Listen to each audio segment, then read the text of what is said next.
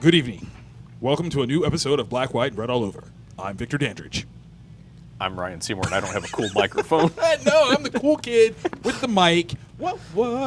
Now, our producer Shelby is saying that he's messed up, but I really kind of like having a microphone like this. Yeah. I feel important. I feel super important. So, how's everybody doing this week? What up? How y'all doing? How are you doing, man? Doing pretty well. Yeah? I'm psyched. Going to be setting up at a couple comic conventions What- coming up what? here, including WizardWorld Columbus. which Shout is out. awesome. You know what? I'm going to be there too. Really? Yes. We'll hang out. Synergy. Yes. I touch, but I can't drop my mic. That's true. I got to hold it. So this is like a crazy good week this week. Yeah, almost too many books. Yeah. Like seven DC Rebirth tie-in Right. books. Marvel dropping Civil War. Right. Several of its mini-series. All in connection too. Yeah. So this was a full week. Yeah. I think the independent group kind of took a chill, knowing that like Marvel and DC were like, here, eat all of it. Yeah, and that makes sense. Like, if you have a really, really cool book that's kind of flying below the radar, Right. why put it out the same week that... Exactly. Yeah. Exactly. Let it shine. Give it some life. Yeah. So what did we take? What did we read? Did we read We did the samesies again. again? This is Again. like third week in a row. Yeah. This is amazing. It's more of that synergy. I'm gonna figure out a way to just I was looking at you the whole time, Yeah. and it happened. Check it out. So, what do you want to talk about first? What do you got? That is a toughie. Mm-hmm. Is the MillarWorld's got a whole bunch of stuff going on. Yes, it does. Yes, it does. Civil War is going to be a tough one to talk about. Without spoilers. Without it spoilers. is. Let's go with New Superman. Let's do New Superman. So, I have to admit, I was very curious as to what this series was going to be when they first promoted it. Yeah. I was worried a Yeah. little bit. I'm not gonna lie. It was like, look, it's the Chinese Superman. I'm like, Yeah, buy our stuff. I don't know. But it's good. It Like, is I actually. really enjoyed It's it. actually really fun. I have to admit, spoiler free. That last page. Yeah. I was hooked. I'm hooked now. Yeah. I'm like, oh, where are we going with this? Yeah. Where are we going with this? If you're going to create your own... Yeah. Yes. Yeah, it was If you're brilliant. gonna do it, you're gonna do it. You got to do it. Okay. Makes sense when you read it. You got to read it. Yeah. Those are the rules. Okay, so now was it Gene Yang is the writer on this one? I believe so. I'm not familiar with the artist though. I think they're fairly new. Yeah. I couldn't even call their name off the top of my head. I don't even know if I can pronounce it correctly. I'll be honest. I'm sorry. But teach me. As I follow your series, I will totally learn your name. Yeah, tweet Totally. at us. Yes. But I think this is interesting. This is one of those cool things where you have the question of diversity Yeah. somewhat being at play here, and possibly a really cool answer culturally Yeah. for this one. Yeah. And it had this, like, real kind of cool, like, Miles Morales type vibe. Yes, in terms yes. of this kid is just a kid. And he's doing what teenagers do. Right. And it just kind of luck-sacked or stumbled into Yep. the situation. And I loved it. It was just funny enough. It had just enough action. Absolutely. And it put some pieces into play that could be potential weaknesses for him that could be exploited. Indeed. Oh my God, they've actually have like cool backstory established and built first time out here. Yeah. So, good job. Yeah. Really good job. Way to take an idea that could have been total bad Yeah. and not making it so. Yeah. That's incredible. That's actually incredible. Where do you want to go next? I almost want to say the MillarWorld Annual. Yeah, let's do that because Okay. Civil War. It's heady. Yeah. It's very heady. It is. All right, so for the MillarWorld Annual, shout out to 13 people getting their shot in comics for the first time. Yeah. That's brilliant. That's absolutely brilliant. We got a lot of love for Mark Millar. And for him to give this opportunity to these creatives is gorgeous. It's unprecedented. It really is. Like, there's nobody, like, Marvel's never done a contest. Right. Like, or any other publisher. So, Not in this scale. I mean, like, there have been talent searches. Yeah. But it's not the same. Yeah. Like, it's not. It's been like maybe one dude maybe Yeah. gets some love, but this is 13 individuals. Yeah. All getting shout outs. yeah, full creative control of each of the properties. Yes, With yes. no, like, there might, I don't know if there was input. I don't know. But I don't know. generally speaking, I thought it was just straight up, here's Here you go. chrononauts, here you go. Right, because I want to say, like, okay, so I took part in this. Yeah. And unfortunately, I didn't get chosen. I mean, it's cool, though. I still love you. I do. But these are some brilliant pieces, so I can't really be mad considering the competition here. I want to say that these are the stories that people submitted, and maybe there were some notes. Yeah. Once you got to a certain level, might have been some notes, but it's still, generally speaking, your story. Yeah. So that's really cool. It wasn't like something that Mark had on the back burner and was like, oh, flesh this out for me. Yeah, You know. subcontracting Right. concepts. And they were all of them fit the flavor of the source. I agree. Of the parent I material. agree. I think we shared the same favorite one, which was American Jesus. American Jesus one, man. The story and the art just kind of sync synergistically. It was so good. It was so good.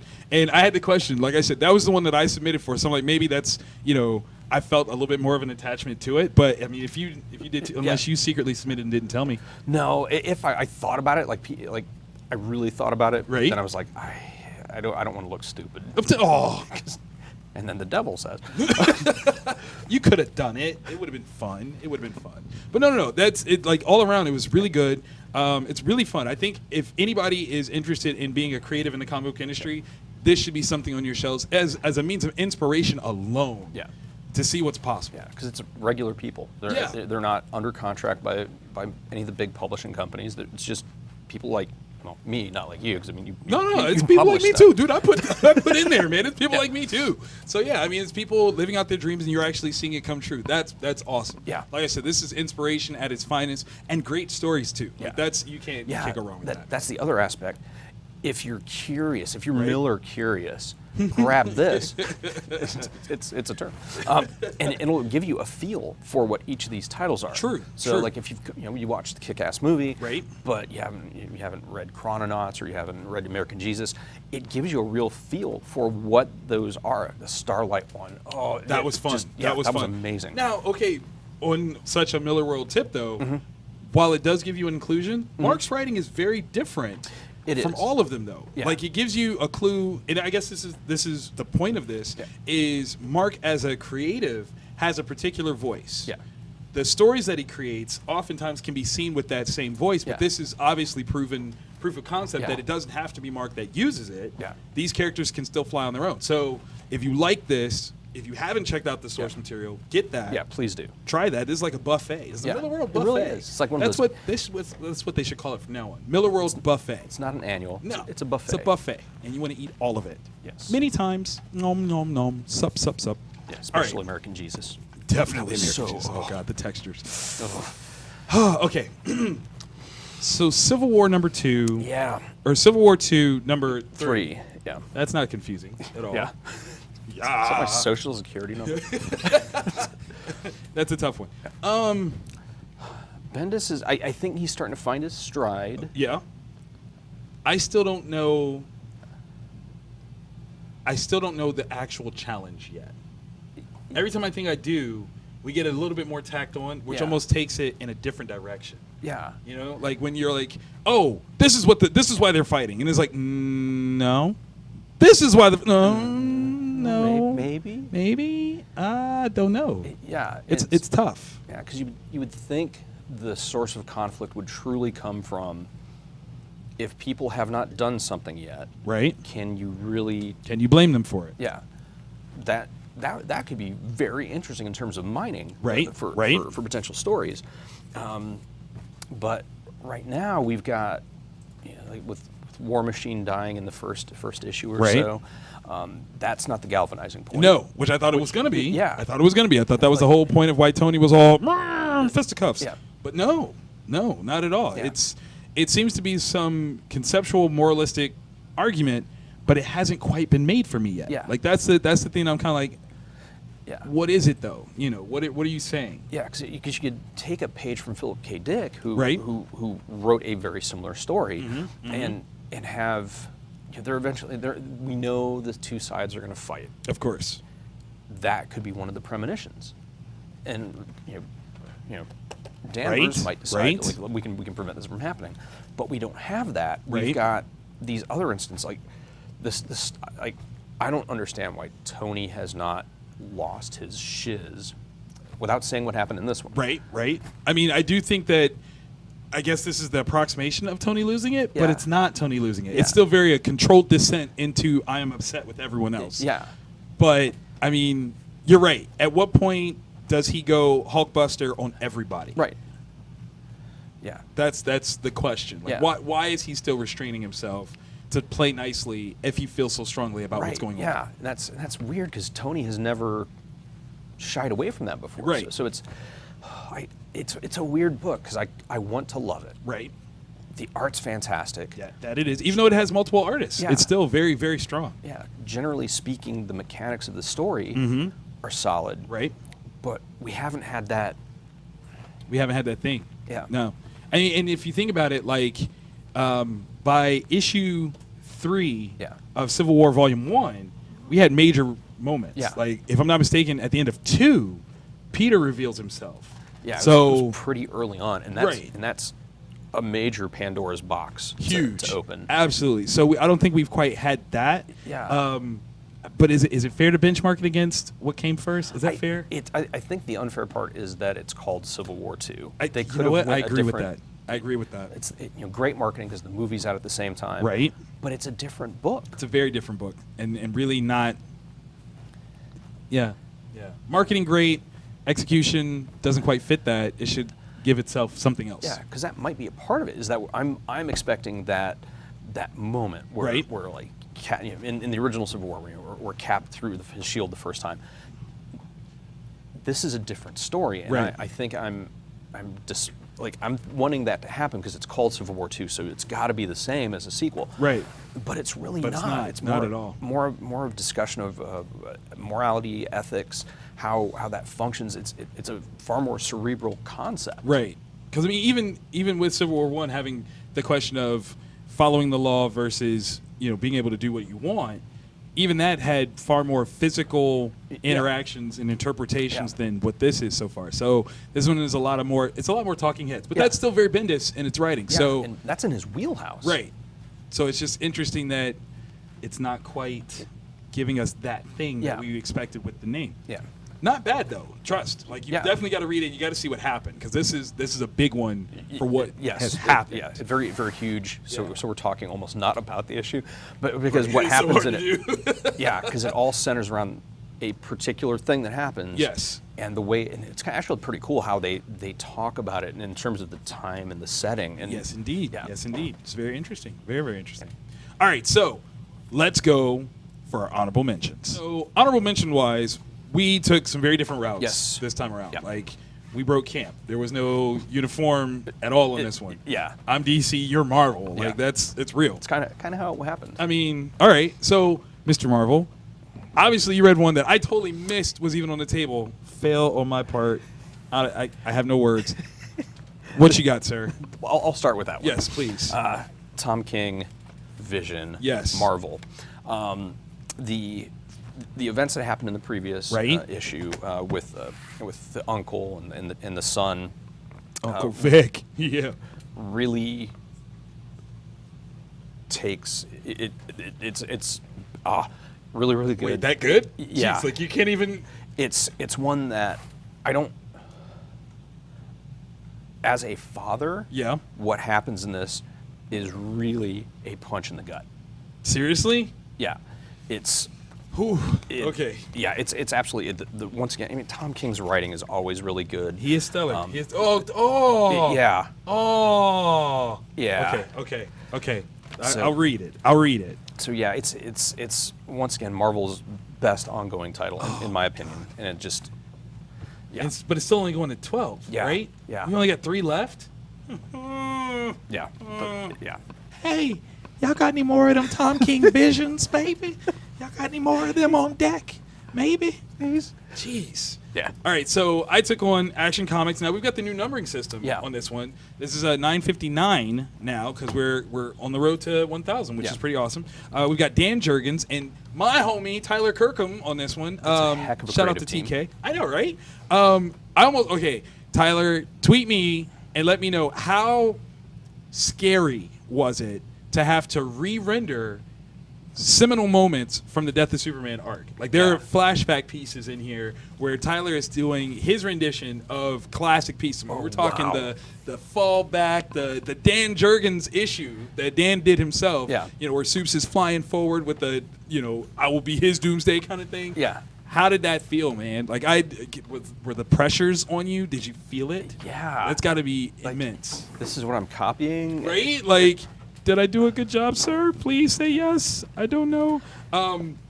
all around, if you follow in the story, it is still continuing with Doomsday showing up. You've got Super Lex doing his thing. You have our Superman. I'm taking ownership. Our Superman intervening. This is kind of an interesting sort of story. It does have a very 90s vibe in a good way, though. Yeah. It's not too bogged down with too much backstory exposition. You kind of have this stage that's nicely set up, and you just enjoy what they're trying to do. Yeah. I do think that this Superman, or at least the portrayal, is a little hindered.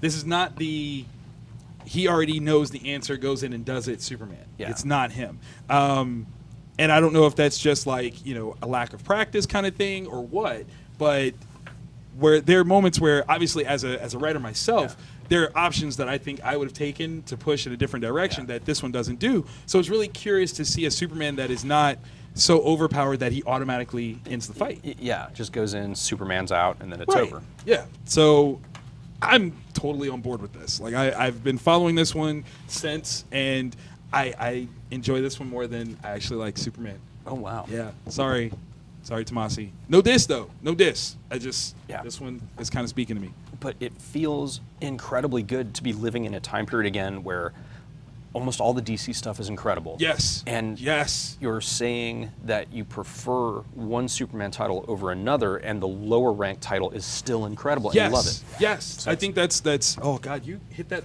totally on the head. Dave. Yeah. That's with iconic characters that are part of our modern mythology. Yes. Finally back to that level. To that. Dag nabbit. DC, you made me cry. Yeah. You're not gonna make me cry. I'm not crying. You're crying. There's no tears. And no tears in comics. What else did you do? Walker, Flaviano, Marvel Comics, Power Man, and Iron Fist. This book should be selling way more copies. Oh my God! It's hysterical. The action is there. It's like the perfect buddy cop story. Dude, that's awesome. And it's just the fiddle faddle. I mean, it's. Just, I swear, I still use that. Yeah. I tell my hey, I will fiddle faddle you so quick. Yeah. Don't. Yeah, and this particular issue, it's a Civil War tie-in. Okay. And normally you put that banner across a book, you sell 5 to 10 extra copies because everybody collects everything. Right. This one's actually pretty cool because it references their interactions with certain characters in the past. Oh. And how things that have happened to them in Civil War. Okay. So it's actually, it has that it moves the story forward. It's reflective to the rest of the Marvel universe. The stuff that's actually kind of heart-wrenching that happens isn't overpowered by the humor, and the humor isn't overpowered by that. It's just perfectly Good balanced. balance. And then a new kind of meta story kind of pops up at the end for the next story arc. Just really, really well executed. That's dope. Yeah, I recommend it. I have to admit, David Walker has been an African-American writer that's been touted for a while. First time that I really caught his name was on Cyborg, but I hate Cyborg, so I couldn't do it. But it's been great to read Power Man and Iron Fist because I do enjoy those characters. It's not like, and ironically, like I was never a huge Power Man fan, but I get this guy. Yeah. Like this one, I totally get. And it's fun. Yeah. It is fun. Like you said, it's buddy cop goodness. I think David Walker should write the next Rush Hour series. Yeah, I said it. That'd be amazing. I said it. I'm just throwing it out there. Go ahead, talk to people. I just want like 2% of the cut. That's all I've I'm got asking. like $35 I can invest in it. Can I borrow $35? I was going to say, I thought you didn't have any money. What is this? You lied to me. You lied to me. All right, so for my last honorable mention, I took on Detective Comics. Again, this is now back to the new numbering system. So we're at 936. A little substantially behind on action, but whatever. But action was shipping twice a week for a while. Like it has some time on it. But again, the road to 1,000 people. It's coming 1K is coming. So this is Tinian the Fourth and Martinez, and it's continuing the adventures of like this pseudo Bat group that Batman has put together. So it's Batwoman. We've got Red Robin. Yeah. We've got Spoiler. We've got Orphan, who was originally Batgirl, or the second Batgirl. Is that the order? Cassandra Cain was the second Batgirl who couldn't speak but could beat everybody down. Yeah. And then the Ringer, Clayface. Yeah. And who actually fits. It makes so much sense. Yeah. It's ridiculous. This is kind of my sleeper favorite out of the Batman family right now. The characters, they are a hodgepodge. Yeah. The way they're interacting is different and strange, but good. Yeah. And they're still trying to find themselves. This one, we have a big major reveal. That's something happens where you're like, what? Look, here. All you need is, let's see, where are we at? Yeah, that right there. Look at that. That line? What? You see that? How many times have you ever seen that in comic books? Once. See? Wow. That's all I'm saying. So, one line, wow face. That's all I'm telling you. But this one, it's really, really good. It allows for the bat signal to actually shine on some other characters for a change. Yeah. And, Batman is still Batman. You're never going to stop being Batman, Yeah. But this one allows for his Bat family to actually have some shine. It makes sense as to why they get to run alongside the Bat. Yeah. And it works. Because unfortunately there's times that DC's put out a mini-series with one of those characters, and you're just kind of trying to prove why they should be a part of it, from the creative aspect. Yes. But with that, it really... They just are, and yeah. you get it. When Batman said, you're like, oh, okay, all right. Yeah. You're right. And then when they do it, you're like, and that's why. That's why That is Batman why. said it. This is why he's the Bat. He gets to make those calls because he did. Art-wise, it's beautiful, though. Oh my God. It's great line work, and the storytelling pacing is dead on point, man. Yeah, it's a good time to be a DC fan. Yes, It really is. Anybody that was naysaying Rebirth, I need some apologies sent out. I do. Even I might tweet one because I wasn't sure. I'm not scared. Gonna lie. I was absolutely terrified. Yeah, but Rebirth it's the truth. It's proven. Yeah. It's proven something, people. Even if you don't like what they're saying, they're at least getting you to talk about it. It's not just like, oh, meh, something happened. Nah, man, this is some cool stuff. Yeah. This is back to comics being cool again. Yes. DC cool. That's what I'm calling it. All right, let's get us out of here. I'm going to take it away with a song. Black, white, and red all over. It's me and Ry. Goodbye.